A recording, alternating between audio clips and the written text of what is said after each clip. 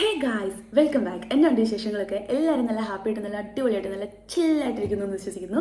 അപ്പോൾ ഇന്നത്തെ നമ്മുടെ വീഡിയോ എന്ന് പറയുന്നത് ഞാൻ UK എത്താൻ വേണ്ടിയിട്ട് എന്നെ സഹായിച്ച കാര്യങ്ങൾ എന്തൊക്കെയാണ്, അല്ലെങ്കിൽ ഞാൻ എൻ്റെ ഭാഗത്തുനിന്ന് ഇതിന് വേണ്ടിയിട്ട് എന്തെല്ലാം എഫേർട്ട് ഇട്ടു എന്നുള്ള കാര്യങ്ങളാണ് കേട്ടോ. അപ്പം ആദ്യം തന്നെ പറയട്ടെ, ഒരു നേഴ്സ് ആയതുകൊണ്ട് നമ്മൾ UK വരാൻ വേണ്ടിയിട്ട് ഒന്നെങ്കിൽ IELTS അല്ലെങ്കിൽ OET പാസ്സാവണം. അപ്പോൾ ഞാൻ ചെയ്തത് OET ആണ് കേട്ടോ. ടു ബി ഫ്രാങ്ക് ഞാൻ പറയട്ടെ, OET എനിക്ക് ഫസ്റ്റ് അറ്റംപ്റ്റ് കിട്ടിയ ഒരാളല്ല, എനിക്ക് സെക്കൻഡ് അറ്റംപ്റ്റിലാണ് OET ക്ലിയർ ആയി കിട്ടുന്നത് കേട്ടോ. അപ്പോൾ UK എന്നുള്ളൊരു ചിന്ത വന്നപ്പോൾ തന്നെ ഞങ്ങൾ ആദ്യം ചെയ്ത കാര്യം എന്ന് വെച്ചാൽ ആദ്യം തന്നെ ഈ UK കുറിച്ചൊക്കെ കുറച്ചൊക്കെ ഒന്ന് മനസ്സിലാക്കി വെച്ചു. അതായത് എന്തെല്ലാം കാര്യങ്ങൾ നമുക്ക് UK വരണമെങ്കിൽ നമുക്ക് വേണ്ടതുണ്ട്, അതായത് എന്തെല്ലാം നമ്മൾ ചെയ്യണം എന്നുള്ള കാര്യങ്ങളൊക്കെ നമ്മളൊരു പ്ലാൻ ഉണ്ടാക്കി. എന്നിട്ട് ആദ്യം ചെയ്ത കാര്യം എന്താണെന്നറിയോ, നമ്മൾ NMC പോർട്ടലിൽ നമ്മൾ രജിസ്റ്റർ ചെയ്തു. അത് രജിസ്റ്റർ ചെയ്ത് ആർക്ക് വേണമെങ്കിലും ചെയ്യാം കേട്ടോ. അപ്പോൾ പഠിച്ചിറങ്ങിയ ഒരാൾക്കായാൽ പോലും NMCയിൽ നമുക്ക് രജിസ്റ്റർ ചെയ്യാം. എന്നിട്ട് പതുക്കെ നമുക്ക് നമ്മൾ ക്ലിയർ ചെയ്യുന്ന എക്സാംസ് എല്ലാം ഇതിൽ അപ്ലോഡ് ചെയ്താൽ മതി. അങ്ങനെയാണ് കേട്ടോ. അപ്പോൾ ഞങ്ങൾ ആദ്യം തന്നെ NMCയിൽ രജിസ്റ്റർ ചെയ്തു. ആ സമയത്ത് ഞാൻ സ്റ്റിൽ വർക്കിംഗ് ആണ് കേട്ടോ. ഞാൻ എറണാകുളത്ത് സൺറൈസ് ഹോസ്പിറ്റലിൽ വർക്ക് ചെയ്യുകയാണ് കേട്ടോ. എക്സ്പീരിയൻസ് നമുക്ക് UK വരണമെങ്കിൽ എക്സ്പീരിയൻസ് വേണം. ഞാൻ വന്ന സമയത്തൊക്കെ ഒരു 6 months എക്സ്പീരിയൻസ് മതിയായിരുന്നു കേട്ടോ. ഇനിയിപ്പം അടുത്ത റിക്രൂട്ട്മെന്റ് വരുമ്പോഴത്തേനും അത് ചേഞ്ച് ആക്കുമെന്ന് എനിക്ക് അറിഞ്ഞൂടോ കേട്ടോ. വരുവാണെന്നുണ്ടെങ്കിൽ അങ്ങനെ ഒരു അപ്ഡേറ്റ് എന്തെങ്കിലും വരുവാണെന്നുണ്ടെങ്കിൽ ഉറപ്പായിട്ട് ഞാൻ അത് അപ്ഡേറ്റ് ചെയ്യാമേ. ആ ഒരു 6 months എനിക്ക് ഓൾറെഡി ഉണ്ടായിരുന്നു. 6 months അല്ല, അതിൽ കൂടുതൽ ഉണ്ടായിരുന്നു. ഞാൻ ഓൾറെഡി വർക്കിംഗ് ആയതുകൊണ്ട് അപ്പോൾ എനിക്കത് ഒരു പ്രശ്നമായിട്ട് വന്നിട്ടില്ല കേട്ടോ. അങ്ങനെ ഞാൻ വർക്ക് ചെയ്യുമായിരുന്നു. അപ്പോൾ വർക്ക് ചെയ്തുകൊണ്ട് തന്നെയാണ് ഞാൻ OET പഠിച്ചത്. നമ്മൾ ഓൾറെഡി മൈൻഡിൽ ഫിക്സ് ചെയ്തായിരുന്നു, ഓക്കെ നമ്മളിങ്ങനെ എന്തായാലും ഓക്കെ UK ആണ് നമ്മൾ ഫിക്സ് ചെയ്തെങ്കിൽ ആ UK അത് തന്നെ നമ്മൾ മുന്നോട്ട് പോകണം. ഫസ്റ്റ് അറ്റംപ്റ്റ് കിട്ടിയില്ലെങ്കിൽ ഓക്കെ ദാറ്റ്സ് ഫൈൻ, സെക്കൻഡോ തേർഡോ ഫോർത്തോ അറ്റംപ്റ്റ് എഴുതി നമ്മളിത് കിട്ടിയിട്ട് അടങ്ങുമെന്നുള്ള ഒരു മൈൻഡ് സെറ്റ് ഞങ്ങൾ ആദ്യം തന്നെ ഉണ്ടാക്കിയായിരുന്നു കേട്ടോ. അതുകൊണ്ട് തന്നെ ആദ്യത്തെ അറ്റംപ്റ്റിൽ എനിക്ക് പോയി എന്ന് വെച്ചാൽ എനിക്ക് എൻ്റെ ഓർമ്മ ശരിയാണെങ്കിൽ എൻ്റെ റൈറ്റിംഗ് ആണ് ശരിക്കും പോയത്. റൈറ്റിങ്ങിന് C+ വേണ്ടടുത്ത് എനിക്ക് C ആയിരുന്നു. എനിക്ക് അത്രയും കുറവായിരുന്നു റൈറ്റിങ്ങിന് കിട്ടിക്കൊണ്ടിരുന്നത്. ഈ OET പഠിച്ചുകൊണ്ടിരിക്കുന്ന സമയത്ത് ശരിക്കും പറഞ്ഞാൽ നമുക്കുണ്ടല്ലോ ഒരുപാട് പ്രിന്റ്, അതായത് നമ്മുടെ ഈ മെറ്റീരിയൽസിൻ്റെ ആവശ്യമുണ്ട്. അപ്പം ഞാൻ എന്താ ചെയ്തതെന്ന് വെച്ചാൽ ഞാൻ ഇവിടുന്ന് ഒക്കെ എനിക്ക് കിട്ടുന്ന മെറ്റീരിയൽസ് എല്ലാം ഞാൻ കളക്ട് ചെയ്യും. ഫേസ്ബുക്ക് പേജ്, പിന്നെ യൂട്യൂബ്, പിന്നെ ടെലഗ്രാം, അങ്ങനെ പല സ്ഥലത്തു നിന്നും എനിക്ക് മാക്സിമം എന്നെ കൊണ്ട് കഴിയാവുന്നിടത്തോളം ഞാൻ മെറ്റീരിയൽസ് കളക്ട് ചെയ്തു. റീഡിങ്ങിൻ്റെ ആയാലും ലിസണിങ്ങിൻ്റെ ആയാലും ഇത് രണ്ടുമാണ് മെയിനായിട്ട് നമുക്ക് മെറ്റീരിയൽസ് കളക്ട് ചെയ്യാനുള്ളത് കേട്ടോ. അതായത് പ്രാക്ടീസ് ചെയ്യാനുള്ള കാര്യങ്ങൾ. അപ്പോൾ ഇതിൻ്റെ കുറേ മെറ്റീരിയൽസ് ഞാൻ കളക്ട് ചെയ്തിട്ട് ഞങ്ങൾ ചെയ്ത കാര്യം എന്ന് വെച്ചാൽ, ഞങ്ങൾ അന്ന് എറണാകുളത്താണല്ലോ. അപ്പം ഞങ്ങൾക്ക് കുറച്ചും കൂടെ എളുപ്പമാണല്ലോ കലൂർ. അപ്പോൾ കലൂർ ഒരു പ്ലേസ് ഉണ്ട്, ഈ പ്രിന്റ് ചെയ്ത് കൊടുക്കുന്ന, ബൾക്കായിട്ട് പ്രിന്റ് ചെയ്ത് കൊടുക്കുന്ന കുറച്ചധികം ഷോപ്പുകളുണ്ട്. അതിനുവേണ്ടി മാത്രമുള്ള ഷോപ്പുകളാണ്, ഇങ്ങനെ അടുത്തടുത്തുള്ള ഷോപ്പുകളാണ് കേട്ടോ അത്. അപ്പം ഞങ്ങൾ അവിടെ ചെന്നിട്ട് ഞങ്ങൾ ബൾക്കായിട്ട് കുറച്ച് പ്രിന്റ് ചെയ്തെടുത്തു കേട്ടോ. കുറച്ചധികം ഞങ്ങൾ ഈ പറയുന്ന റീഡിങ്ങിൻ്റെയും ലിസണിങ്ങിൻ്റെയും ഒക്കെ പ്രിന്റ് ബൾക്കായിട്ട് തന്നെ ഞങ്ങൾ അവിടുന്ന് പ്രിന്റ് ചെയ്ത് വാങ്ങി. അങ്ങനെയാണ് കേട്ടോ ഞാൻ പ്രാക്ടീസ് ചെയ്യുന്നത്.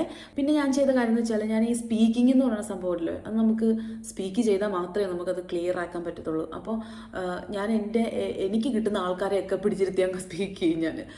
എനിക്കിപ്പം ചേട്ടായിക്ക് ഏകദേശം ഒക്കെ ഒരു ധാരണ ഉള്ളതുകൊണ്ട് ചേട്ടായിയോട് ഞാൻ സ്പീക്ക് ചെയ്യും. വീട്ടിലിരിക്കുമ്പോഴത്തേനും ഞാൻ ചേട്ടായിൻ്റെ അടുത്ത് സ്പീക്കിംഗ് എന്ന് പറഞ്ഞുകൊണ്ട് കുറേ സമയം അങ്ങനെ അവിടെ സ്പെൻഡ് ചെയ്യും.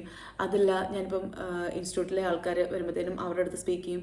അതല്ലാതെ നമ്മുടെ കൂട്ടുകാരെങ്കിലും ഒക്കെ ഉണ്ടല്ലോ, OET പഠിക്കുന്ന എൻ്റെ ഫ്രണ്ട്സും, അവരുടെ അടുത്ത് സ്പീക്ക് ചെയ്യും. അങ്ങനെ എന്താ പറയുക, ടൈം ഒട്ടും വേസ്റ്റ് ഞാൻ ചെയ്തിട്ടില്ല. ഞാൻ ഭയങ്കരമായിട്ട് ഇതിൽ ഞാൻ ഹാർഡ് വർക്ക് ചെയ്തിട്ടുണ്ട്. അങ്ങനെ തന്നെയാണ് എനിക്ക് കിട്ടിയത് കേട്ടോ. അതായത് ഞാൻ കുറച്ചൊരു സമയം കിട്ടിയാൽ ഞാനൊരു റീഡിങ്ങിൻ്റെ മെറ്റീരിയൽ തീർക്കും. അങ്ങനെയായിരുന്നു. ഒരു ലിസണിങ് ഞാൻ ചെയ്യും. എനിക്ക് വേറെ ഒന്നും ഞാൻ എൻഗേജ്ഡ് അല്ല ആ സമയത്ത് കേട്ടോ. ആ സമയത്ത് ഞാൻ ആക്ച്വലി ശരിക്കും പറഞ്ഞാൽ ഈ ടിക്ടോക്കും ഇൻസ്റ്റാഗ്രാമും ഒക്കെ ചെയ്യുന്ന ആളാണ്. ഞാൻ ഈ സോഷ്യൽ മീഡിയ ആയിട്ട് ചെറിയൊരു ബന്ധമുള്ള ഒരാളായതുകൊണ്ട്. പക്ഷേ ഈ സമയത്ത് ഈ OET എഴുതുന്ന ആ ഒരു സമയത്ത് ഞാൻ ഇതൊക്കെ മാറ്റി വെച്ചായിരുന്നു. ഇതെല്ലാം ഞാൻ ഉപേക്ഷിച്ചായിരുന്നു ശരിക്കും പറഞ്ഞാൽ. ഞാൻ OET പഠിക്കുന്നിടം തൊട്ട് ഞാൻ UK വരുന്നിടം വരെ എന്നെ ഫുൾ സപ്പോർട്ടായിട്ട് നിന്നത് എൻ്റെ ചേട്ടായാണ് കേട്ടോ. ഞാനൊരു കാര്യം പറയട്ടെ, നമ്മളിപ്പോൾ ഉണ്ടല്ലോ, നമ്മൾ എന്തോരം നമ്മൾ എഫോർട്ട് ഇട്ടെന്ന് പറഞ്ഞാലും ഉണ്ടല്ലോ, നമ്മുടെ വീട്ടിൽ നമ്മുടെ അച്ഛനോ അമ്മയോ നമ്മുടെ സഹോദരങ്ങളോ അല്ലെങ്കിൽ ഹസ്ബൻഡോ ആരെങ്കിലും ഒരു പുഷ് തരുവാണെങ്കിൽ അത് ഭയങ്കര ഹെൽപ്ഫുള്ളാണ് നമുക്ക്. ഒന്ന് സപ്പോർട്ട്, ഒന്ന് ജസ്റ്റ് ഇങ്ങനെ ഒന്ന് പറഞ്ഞാൽ മതി, ഓക്കെ നിന്നെ കൊണ്ട് പറ്റും, നീ ചെയ്യെന്ന് ജസ്റ്റ് ഒന്ന് പറഞ്ഞാൽ മതി. അത് ഭയങ്കര ഒരു പോസിറ്റീവ് ഒരു എനർജി തരും നമുക്ക്. ഓക്കെ, അപ്പോൾ എന്നെ ഹെൽപ്പ് ചെയ്തത്, എന്നെ ത്രൂ ഔട്ട് ദ ജേർണി എന്നെ ഹെൽപ്പ് ചെയ്തത് ചേട്ടായിയാണ് കേട്ടോ. സത്യം പറഞ്ഞാൽ കുറേ കാര്യങ്ങളൊന്നും എനിക്ക് അറിഞ്ഞുകൂടായിരുന്നു. ചേട്ടായി തന്നെ എല്ലാം എന്തൊക്കെയോ ചെയ്തു. അങ്ങനെ അപ്പോൾ അങ്ങനെ ഫസ്റ്റ് ടൈം ഞാൻ OET എഴുതുന്ന സമയത്തല്ല, അതിന് മുമ്പായിട്ട് ഞാൻ ആദ്യം ചെയ്തത് എന്താണെന്നറിയാമോ, ഞാൻ ഈ യൂട്യൂബിൽ നോക്കി കുറേ OET ആയിട്ട് ബന്ധപ്പെട്ട ഒരു ഐഡിയ ഉണ്ടാക്കിയെടുത്തു. അതായത് അതിൻ്റെ ബേസിക് ആയിട്ടുള്ള കാര്യങ്ങളൊക്കെ മനസ്സിലാക്കി വെച്ചു. എന്നിട്ട് എത്ര മൊഡ്യൂൾസ് ഉണ്ടെന്നും ഉള്ള കാര്യങ്ങളെല്ലാം ഞാൻ നോക്കി വെച്ചു. അതിന് ശേഷമാണ് ഞാനൊരു ഇൻസ്റ്റിറ്റ്യൂട്ടിൽ ചേരുന്നത്. ഞാൻ എൻ്റെ രണ്ടാമത്തെ എക്സാം കഴിഞ്ഞിട്ട് പുറത്തിറങ്ങിയപ്പോഴത്തേനും ചേട്ടായി ഉണ്ട് കേട്ടോ. ചേട്ടായി ഞാനും കൂടെയാണ് എക്സാം എഴുതാൻ പോകുന്നത്. അപ്പോൾ ചേട്ടായി ഒരു സെൽഫി എടുത്തു കേട്ടോ. ആ അങ്കമാലി ആ സെൻറ്റർ കൂട്ടിയിട്ട് ഒരു സെൽഫി എടുത്തു. എന്നിട്ട് പറഞ്ഞു ഇനി നമുക്ക് എന്തായാലും ഇങ്ങോട്ട് വരത്തില്ല എന്ന് പറഞ്ഞിട്ടാണ് കേട്ടോ നമ്മൾ അവിടുന്ന് പോരുന്നത്, സെൻറ്ററിൽ നിന്ന് പോരുന്നത്. ശരിക്കും പറഞ്ഞാൽ അത് അതേപോലെ തന്നെ പോരേണ്ടേ വന്നില്ല. എനിക്കും ഒരു ചെറിയൊരു മനസ്സിലൊരിതുണ്ടായിരുന്നു. പിന്നെ നമുക്ക് എത്ര നമ്മൾ കോൺഫിഡൻ്റ് ആണെന്ന് പറഞ്ഞാലും പിന്നെ കുറച്ചൊക്കെ ലക്കും കൂടെ വേണമല്ലോ. അതുകൊണ്ട് പിന്നെ നമ്മൾ വലിയ കാര്യമായിട്ട് ഓക്കെ ആ എക്സാം അടിപൊളിയായിരുന്നു എന്നൊന്നും ഞാൻ പറയാൻ നിന്നില്ല കേട്ടോ. ഞാൻ മൈൻഡിലൊരു കുഴപ്പമില്ലായിരുന്നു എന്നുള്ളൊരിതുണ്ട്. പക്ഷെ എന്നാലും അങ്ങ് കംപ്ലീറ്റ് പറഞ്ഞു കഴിഞ്ഞിട്ട് പിന്നെ പൊട്ടി കഴിയുമ്പോഴത്തേനും പിന്നെ നീയല്ലേ പറയുന്നത് നല്ല അടിപൊളിയായിരുന്നു എക്സാം എന്ന് ചോദ്യം വരണ്ടല്ലോ എന്ന് കരുതി ഞാൻ പിന്നെ എന്താ പറയുക ഓക്കെ എന്നുള്ള രീതിയിലൊക്കെ നിന്നു കേട്ടോ. പക്ഷെ എന്തോ ചേട്ടായിക്ക് തോന്നി ഇത് ഈ എക്സാം ക്ലിയർ ആവുമെന്ന് എന്തോ ചേട്ടായിക്ക് തോന്നുന്നു. ആ ഒരു സെൽഫി അവിടെ നിന്ന് എടുത്തത് ഇന്നും ഫോണിൽ കിടപ്പുണ്ട് കേട്ടോ. അത് ഞാനിങ്ങനെ ആലോചിക്കും അതെന്തായിരിക്കും അങ്ങനെ ഒരു തോന്നൽ വരാൻ കാരണം. എനിവേ ചിലപ്പം എല്ലാം ഒരു നിമിത്തങ്ങളായിരിക്കുമല്ലോ അല്ലേ. അപ്പം ഞാൻ ഈ OET എഴുതുന്ന സമയത്തെന്ന് വെച്ചാൽ UK ഒരുപാട് ആളുകളെ റിക്രൂട്ട് ചെയ്യുന്ന ഒരു സമയമായിരുന്നു കേട്ടോ. ഭയങ്കര പീക്കിൽ നിൽക്കുന്ന ഒരു ടൈമിലാണ് ഞാൻ OET എഴുതുന്നത്. അത് ഭയങ്കര ഒരു ലക്കായിട്ട് തന്നെയാണ് കേട്ടോ ഞാൻ കാണുന്നത്.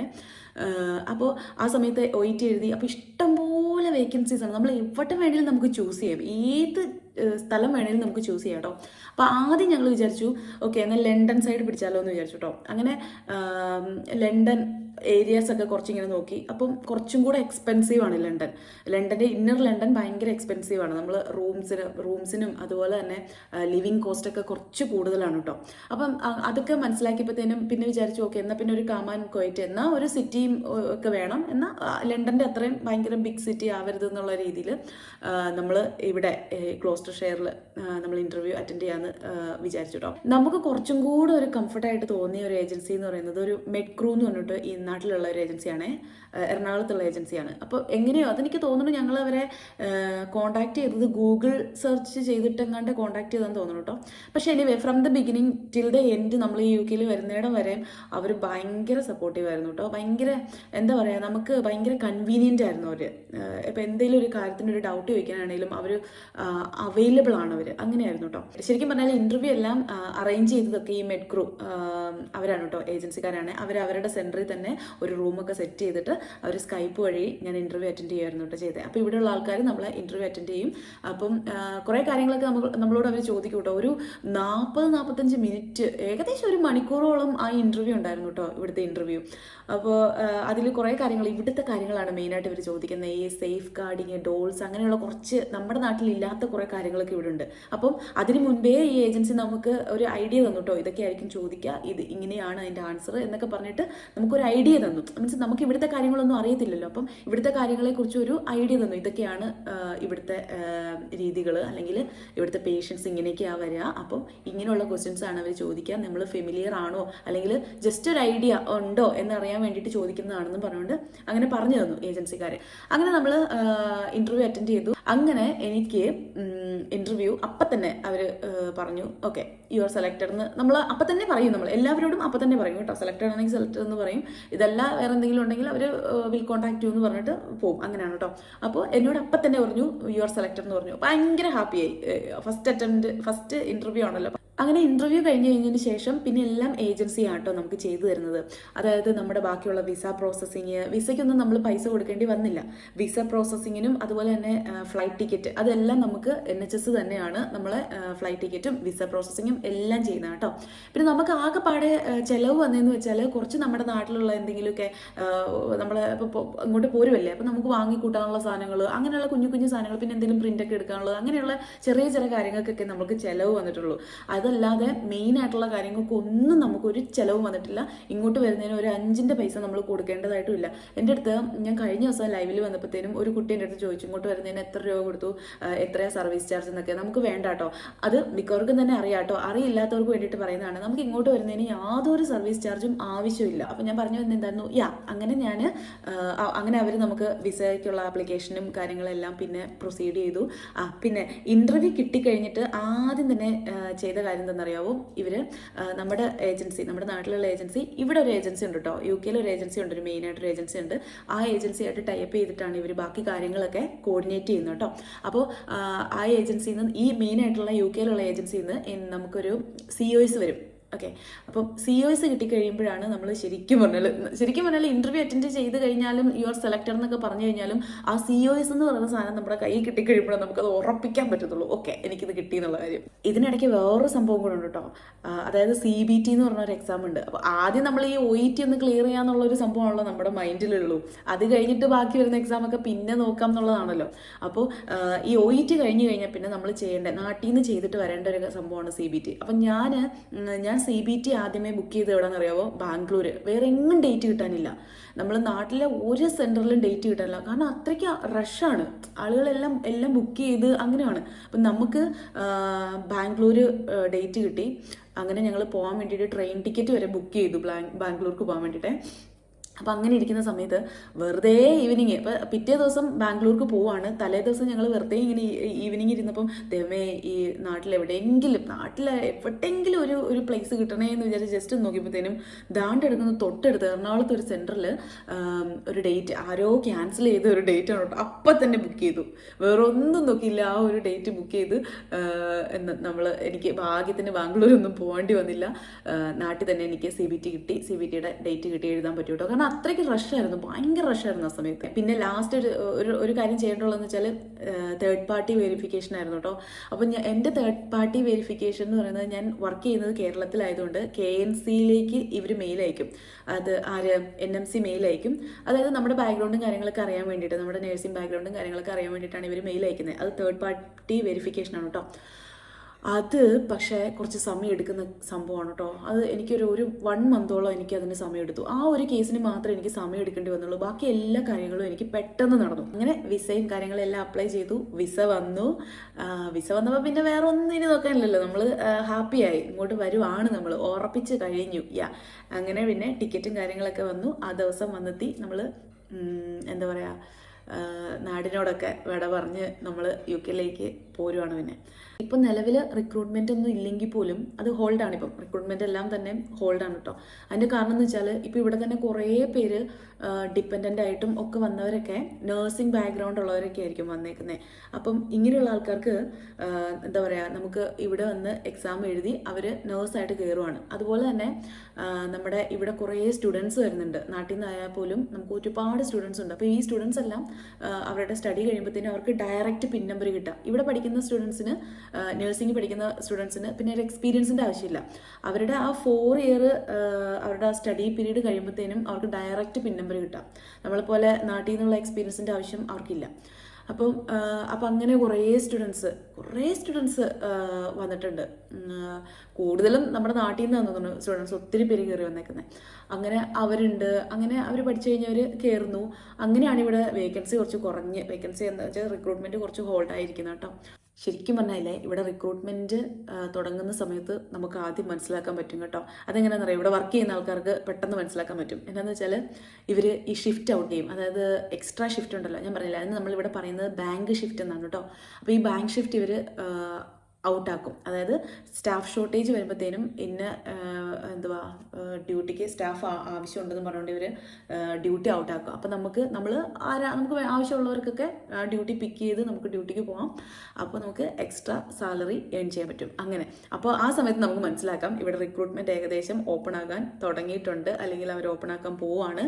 ബിക്കോസ് സ്റ്റാഫ് ഷോർട്ടേജ് ഉണ്ട്, അതുകൊണ്ടാണ് ഇത്രയും എന്താ പറയുക ഡ്യൂട്ടി അവർ റിലീസ് ചെയ്യുന്നത്. നമുക്കവിടെ സ്റ്റാഫ് ഷോർട്ടേജ് ഉണ്ടെന്നുള്ള കാര്യം അവർ റിലീസ് ചെയ്യുന്നത് അതുകൊണ്ടാണെന്ന് നമുക്ക് മനസ്സിലാക്കാൻ പറ്റും. അപ്പോൾ അങ്ങനെ എന്തെങ്കിലുമൊക്കെ ഒരു ന്യൂസ് കിട്ടിയിട്ടുണ്ടെങ്കിൽ ഞാൻ ഡെഫിനറ്റ്ലി നമ്മുടെ ചാനൽ വഴി അപ്ഡേറ്റ് ചെയ്യാം കേട്ടോ. കഴിഞ്ഞ ദിവസം ഞാനൊരു ലൈവ് വന്നിരുന്നു കേട്ടോ. അപ്പോൾ ആ ലൈവ് വന്ന സമയത്ത് എൻ്റെ അടുത്ത് 2-3 പേര് ചോദിച്ചു, ഇങ്ങനെ +2 കഴിഞ്ഞിട്ട് ഇങ്ങോട്ട് വരുന്ന കാര്യവും നഴ്സിംഗ് പഠിക്കുന്ന കാര്യവും അല്ലെങ്കിൽ ഇങ്ങോട്ട് ജോലിക്ക് വരണമെങ്കിൽ എന്താ ചെയ്യേണ്ടതെന്നുള്ള കാര്യമൊക്കെ എൻ്റെ അടുത്ത് ഇങ്ങനെ ചോദിച്ചു. അപ്പോൾ ഞാൻ വിചാരിച്ചു ഇപ്പോഴും സ്റ്റില്ല് റിക്രൂട്ട്മെൻറ്റ് ഹോൾഡ് ആണെങ്കിൽ പോലും ആളുകൾക്ക് ഇൻട്രസ്റ്റ് ഉണ്ട് ഇങ്ങോട്ട് വരാൻ വേണ്ടിയിട്ട്, സ്റ്റിൽ വെയിറ്റിംഗ് ആണ്. ഓക്കെ, ഇന്നല്ലെങ്കിൽ നാളെ റിക്രൂട്ട്മെൻറ്റ് ഓപ്പൺ ആകും എന്ന് വിചാരിച്ചിരിക്കുന്ന ആളുകളുണ്ട്. ഡെഫിനറ്റ്ലി ഓപ്പൺ ആകും. ആർക്കും ഒരു എന്താ പറയുക നിരാശ ആവത്തില്ല.